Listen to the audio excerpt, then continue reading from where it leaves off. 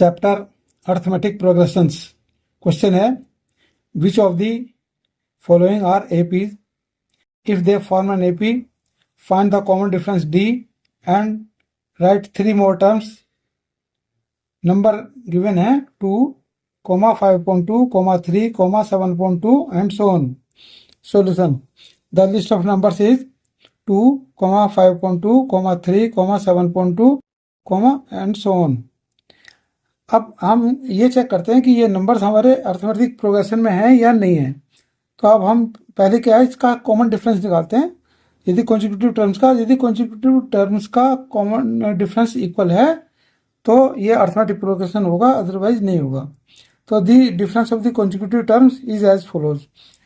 a2 - a1, मतलब second term में से फर्स्ट टर्म माइनस करेंगे तो a2 - a1 is equal to, ये a2 5.2 है माइनस फर्स्ट टर्म a1 जो है वो 2 है, और ये इज इक्वल टू आ गया एलसीएम लिया 2 और 5 - 4 is equal to 5 - 4/2 is equal to 1/2।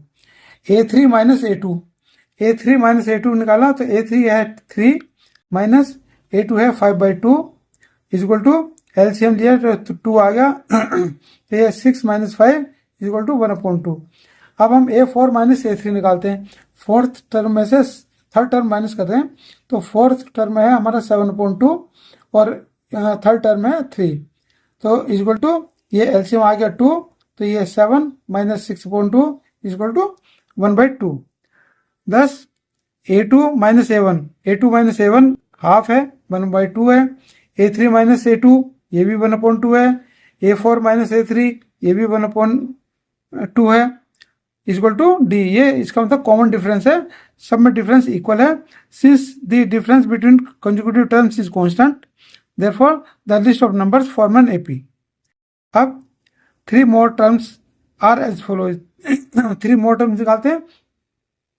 अब ये 1, 2, 3, 4 टर्म गिवन है, तो फिफ्थ टर्म क्या होगा, fifth term a5 is equal to fourth term plus D.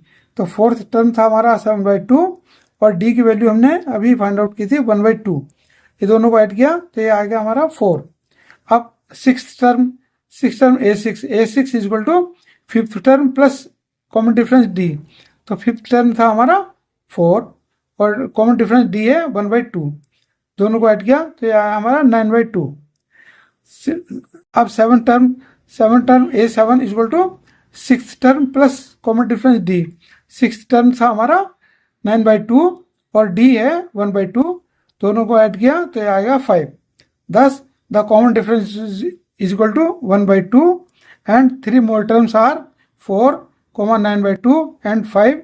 यही इसका आंसर है। And thanks for watching the video.